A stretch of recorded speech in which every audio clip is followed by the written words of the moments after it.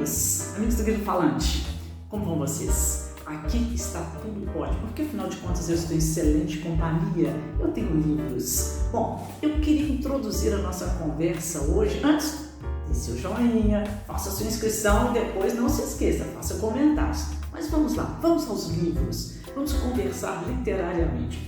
Eu tenho uma introdução que eu gostaria de fazer aqui sobre um outro livro que eu quero falar com vocês hoje, que é do Albert Mangel.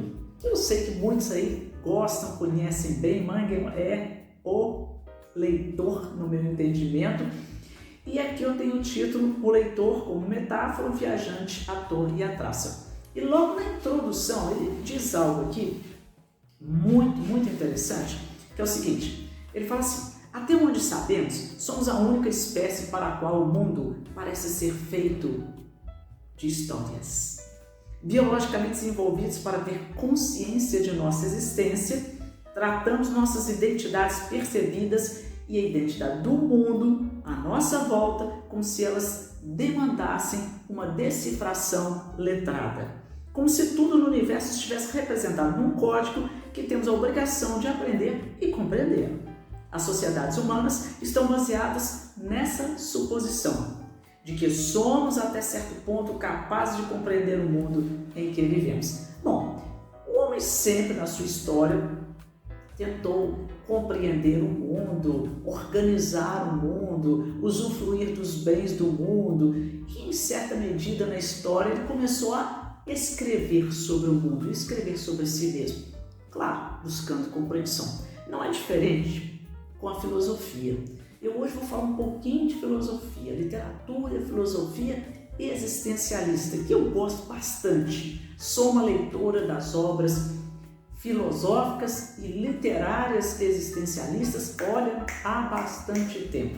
E eu tenho aqui um título muito bacana, não sei se vocês conhecem, mas eu gostaria muito de apresentar a vocês no Café Existencialista. Tem aqui uma chamadinha, diz assim: o retrato da época em que a filosofia, a sensualidade e a rebeldia andavam juntas.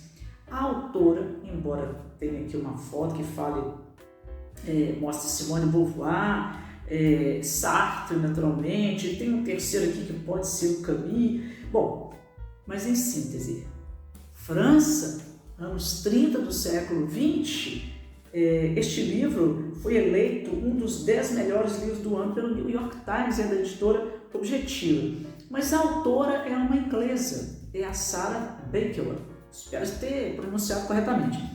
E ela já é uma autora bastante consagrada, bastante premiada, e ela conta aqui um pouco da sua experiência com a leitura dos existencialistas. Ela conta que desde os 16 anos ela fez aniversário e comprou para si mesma, se deu de presente, a obra A Náusea do Sartre. E a partir daí ela realmente percebeu que o caminho dela era a filosofia. Ela se interagiu, ela se familiarizou com aquela visão de mundo ali existencialista e foi, na sua juventude, fazer logo filosofia. Ficou um tempo na faculdade, depois ela entrou naquela questão muito da rebeldia típica, né, de jovens, e deixou o curso de filosofia e foi viver existencialmente, a linha existencialista. Depois ela retorna para a universidade, ela termina o curso de filosofia. Hoje ela é uma professora universitária, professora de escrita criativa. Olha que bacana, hein? Show de bola. Tradutora, ela foi curadora de uma grande livraria, biblioteca lá de Londres. É uma pessoa muito mesmo ocupada com o universo dos livros. Que coisa bacana. E quando ela escreveu esse livrinho aqui, olha que beleza, olha, mais uma coisa, ela conta tanta história aqui que eu gostaria de falar deste livro inicialmente para vocês, para pensarmos nesse vínculo entre a filosofia e a literatura. E quem melhor, né, ou um dos melhores para nos dar este caminho que Jean-Paul Sartre. Afinal de contas, desde que ele conheceu a fenomenologia e a partir daí, junto com Simone de Beauvoir, com outros, né, nomes fantásticos ali da França naquele momento, ele vai estabelecer esse método, né, de investigação da consciência humana, do existir humano, que nós conhecemos hoje como existencialismo. Mas Sartre naquela época era muito jovem, ele tinha 20 e poucos anos, veja bem, ele estava sentado com Simone de Beauvoir, já num café em Montparnasse, e chegou um que ele chamava na época, um camaradinha, que foi um amigo dele de escola antiga, se tratava assim, camaradinha, e nesse momento, ele conversando com o Sartre, estavam tomando uma taça de uma espécie de um vinho, uma coisa assim, de pêssego. Acho que era mais um licor de pêssego. E Aron, esse moço, deu uma notícia para Sartre, que Simone nos conta, né, nas suas memórias, e ela reproduz aqui, a Sara reproduz, que quando ele deu uma informação para Sartre sobre essa linha fenomenológica que estava em alta na Alemanha, é impossível filosofar se não for alemão, como diria Caetano Veloso, ele ficou extasiado, ele ficou maravilhado, porque o sujeito disse para ele, falou assim, olha, estava aqui eu vou ter uma xícara de café, mas, pessoal, você está vendo essa taça de licor na sua mão? Pois bem, segundo os fenomenólogos, né, que aí ele vem com o nome, a etimologia, fenomenólogo é a fenomenologia, né, aquilo que aparece. Ele falou assim, você pode fazer filosofia de tudo, inclusive dessa taça de licor que você está tomando. O que representa isso? Por que isso trouxe tanto espanto e encantamento a Sartre e mudou completamente sua trajetória como filósofo durante toda a sua vida?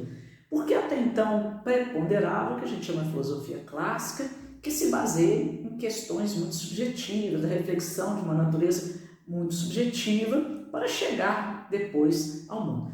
Agora é um caminho praticamente inverso.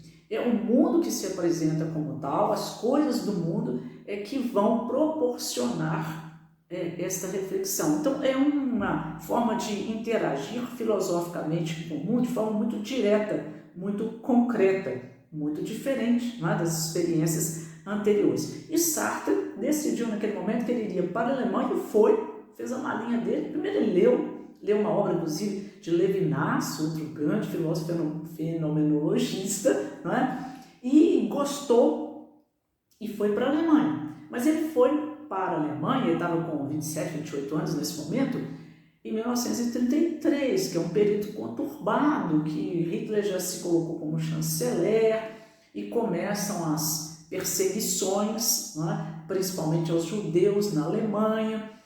As coisas estão meio tumultuadas, mas ele ignora tudo isso e vai para a Alemanha. Lá ele vai aprender alemão, ele vai conviver, ele vai para Berlim, conviver com algumas personalidades já da filosofia que se inteiravam da fenomenologia. Ela está crescendo, ela está influenciando muitos, mas, na verdade, o cotidiano estava complexo. Tanto que Simone foi uma vez visitá-la, na segunda visita, ela fez com que ele observasse no cotidiano as bandeiras já do Partido Nazista, algumas condutas já violentas, e ele percebeu que realmente a situação estava ficando complicada lá, e ele volta para a França, onde ele vai se alistar e vai ser um combatente, né, durante a Segunda Grande Guerra, até ser preso, e depois de preso ele retorna a Paris e vai participar com a Simone de Beauvoir da resistência francesa. Então ele sempre foi muito ativo, né? Sartre não assistiu à história, ele se jogou na história, e sempre com a postura ética fundamental, visceral do existencialismo. Mas vamos voltar aqui a Sara. A Sara nos conta esse episódio logo de início, mas ela vai fazer uma alternância entre a biografia, se é que se pode chamar assim, de Sartre, com uma também biografia, se pode chamar assim, de Husserl, que está lá na Alemanha, que desde o iniciozinho do século, em Freiburg, tem uma cadeira na universidade lá, uma cidade universitária, uma cidade bonita, sofisticada, com universidades, e lá ele tem um aprofundamento dos estudos de fenomenologia. Tem discípulos, uma vai ser Edith Stein, vai ser sua taquígrafa, inclusive, porque ele falava, ele criou um código que só os estudantes ali, seus mais chegados, conheciam, e ele produziu milhares e milhares e milhares de páginas dentro dessa metodologia. E o que é mais interessante é que quando começa também esse período de perseguição aos judeus lá na Alemanha, Isso afeta Russell, porque um filho dele vai morrer na guerra e a esposa dele é judia,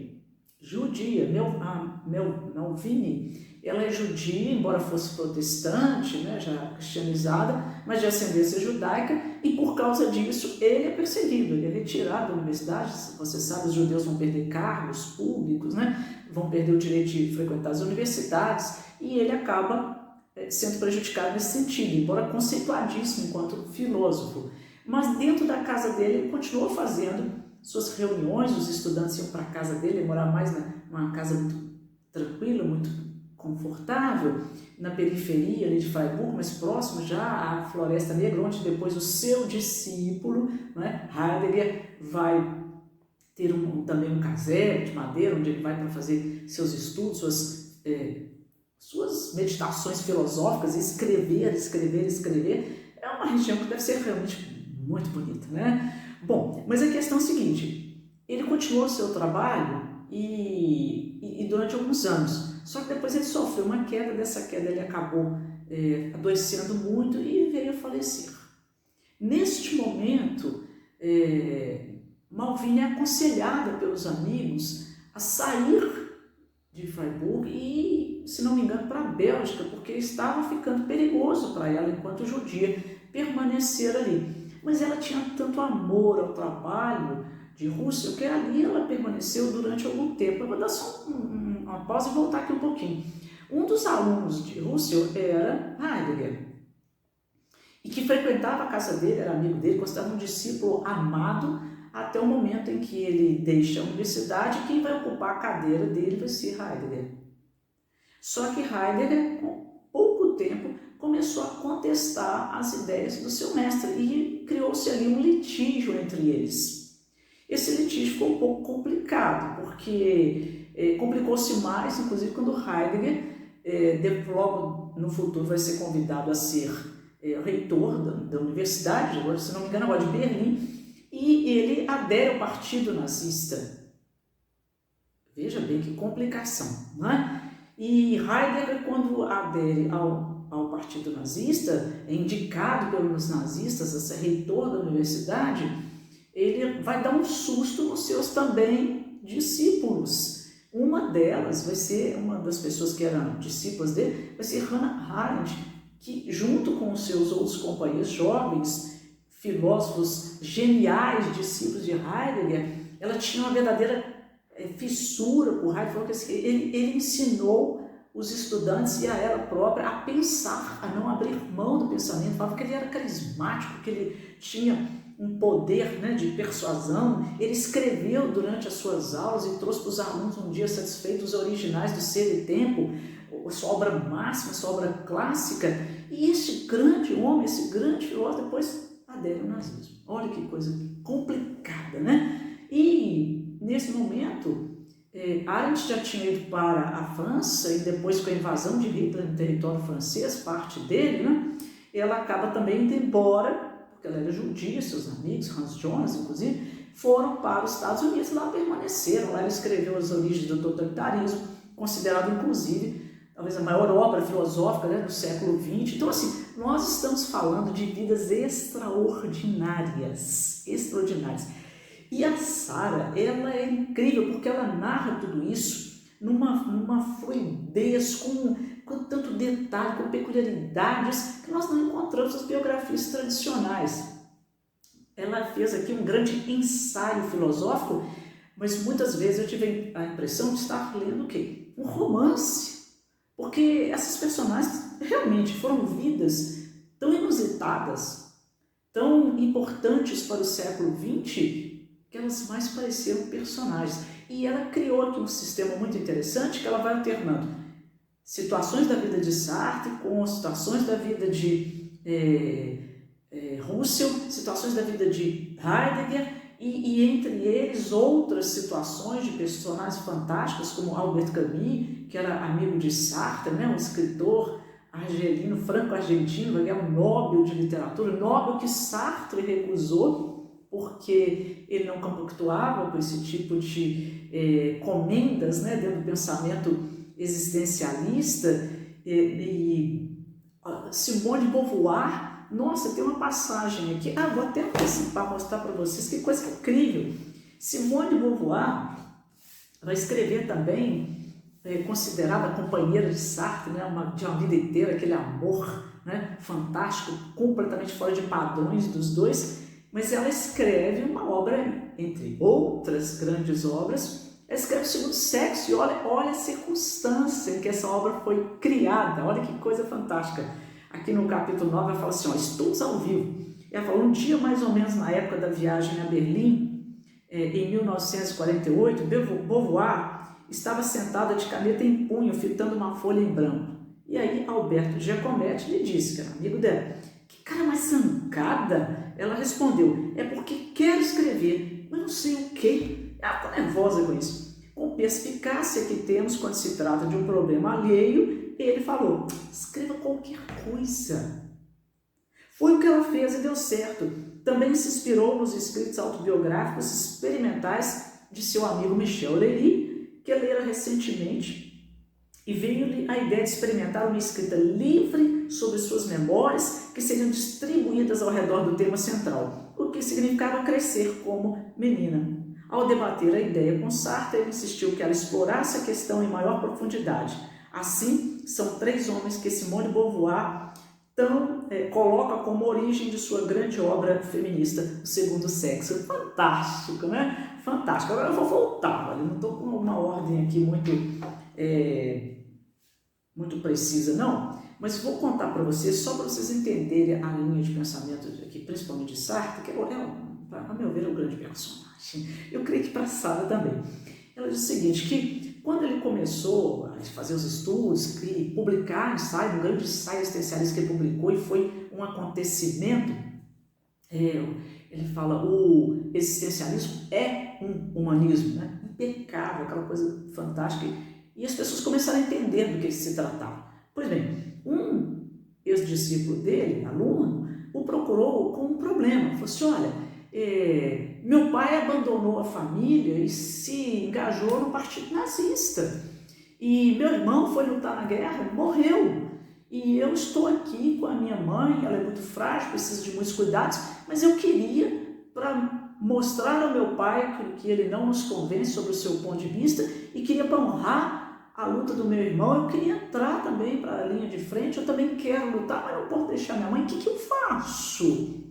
Mas ele foi fazer essa pergunta para quem? Para um existencialista. Propôs uma questão ética fundamental, não é? Quando ele fala isso. E quando ele fez isso, veja bem, o Sartre vai responder. Claro, ele faz algumas tergiversações, mas depois ele chega ao ponto crucial e ele diz para o rapaz o seguinte, fala assim, olha, ele fala assim, naturalmente, Sartre ouviu o problema, ela contando, né? E disse apenas, você é livre, portanto escolha, isto é, invente. Não existem setas indicando o caminho neste mundo, disse ele. Nenhuma das antigas autoridades pode aliviá-lo do fardo da liberdade. Você pode pesar considerações práticas ou morais com todo o cuidado que quiser, mas ao fim e ao cabo terá de dar o salto e fazer alguma coisa, e cabe a você decidir que coisa é essa, ou seja, a liberdade. Esse não é o princípio do existencialismo. Eu falei no momento passado aqui sobre Kierkegaard, sobre a sua obra, né? O conceito de angústia, tratando da obra do Graciliano Ramos, mas falando da angústia como algo inerente a todo ser humano, que é um princípio para os existencialistas. Todos somos angustiados, por quê? Estamos sujeitos a fazer escolhas a todo momento.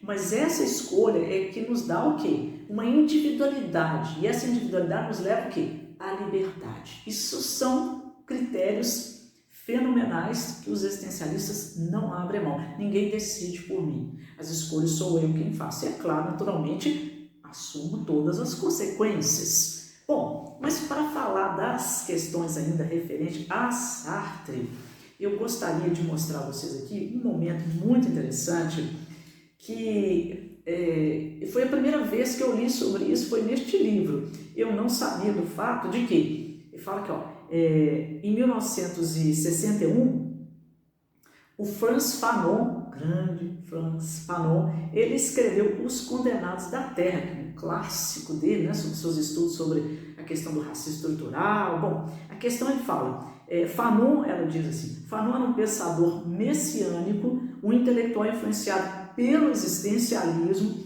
que dedicou sua breve existência, ele morreu muito jovem, né, de leucemia, a existência a questões de raça, independência e violência revolucionária. Aí ela conta um pouquinho, nasceu na Martinica, né, de origem mestiça europeia e africana, estudou filosofia em Lyon, com Merleau-Ponty, olha só, aluno de Merleau-Ponty, que também era companheiro lá de Sartre, né, só que Merleau-Ponty era mais ensaísta, né, entre outros, embora Fanon não gostasse do estilo calmo e tranquilo do colega. Quando publicou seu primeiro livro em 52, era um texto apaixonado, nada sereno, mas também altamente fenomenológico. Pele Negra, Máscaras Brancas, um clássico dele também, explorava a experiência vivida dos negros postos no papel do outro no mundo de dominação branca. Ele vai falar um pouco da história dele e vai falar como Sartre se encantou, né, pela obra de Fanon, pela figura também de Fanon, ficaram amigos, e escreveu um prefácio de Os Condenados da Terra. Ela conta essa história que também é mais pormenorizada, eu estou abreviando. Bom, e por último eu queria falar um pouquinho de uma história incrível que também está aqui. Agora voltemos a Russell. Quando o Russell morreu, Malvine demorando a decidir sair, né, ela não queria deixar a casa, os escritos, mas ela recebeu um frei franciscano, Breda, que era um estudo da fenomenologia, assim, que ele fazia muito profundo. Ele soube, né, da circunstância ali, do perigo de Malvine e da obra, né, de Russell naquele momento, se os nazistas chegassem até ali, e decidiu ir lá e convencê-la a sair e a transportar, que eram milhares e milhares de folhas de escritos do mestre Russell para fora da Alemanha. E aí, entre uma peripécia e outra, algumas coisas deram certo, outras nem tanto, eles foram tirando um pouquinho aqui, um pouquinho ali. O que deu certo foi o apoio de algumas freiras que eram estudiosas da fenomenologia, frequentavam a casa do Russell, né, contrariando, inclusive, lá as leis, né, rigorosas do nazismo naquele momento, e colocaram em caixas e manda para aqui, manda para ali. Eu sei que uma boa parte conseguiu sair, né, da França, elas esconderam também ali na França, no mosteiro.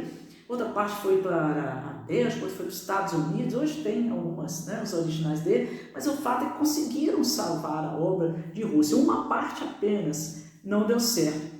Quando eles colocaram algumas caixas dentro de um trem, o trem foi abordado pelos nazistas, começaram a historiar tudo, e para não serem pegos, né, aquela coisa toda, eles abriram as caixas, jogaram as folhas ao vento enquanto o trem circulava. Olha que história, é uma cena cinematográfica, e ela conta tudo isso aqui. Ela tem realmente uma fluidez, porque ela vai intermediando também com o quê? Com fatos da sua vida, da sua experiência com a filosofia, com a leitura dos existencialistas, né, com a sua atividade também, né, de estudiosa, acadêmica.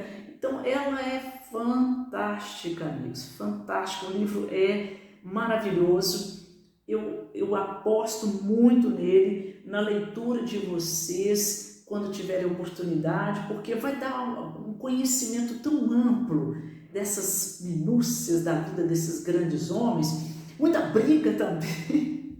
Nossa, não tem briga. Tem briga, olha, do Russell com o Heidegger. Tem briga, olha, do Heidegger com Hannah Arendt e outros jovens filósofos, quando aderiu ao Partido Nazista. Tem briga do Sartre com seu amigo Camus. Chegaram as brigas assim, ó, de fato, né? Algumas discussões filosóficas, divergências, às vezes, do ponto de vista até do próprio Sartre com Simone de Beauvoir. Gente, é fantástico, é fantástico. Dá uma dimensão sobre a literatura filosófica maravilhosa. E sem contarmos que grande parte da literatura, Sartre escreveu teatro, escreveu ensaios, escreveu prefácios maravilhosos, escreveu romances, né?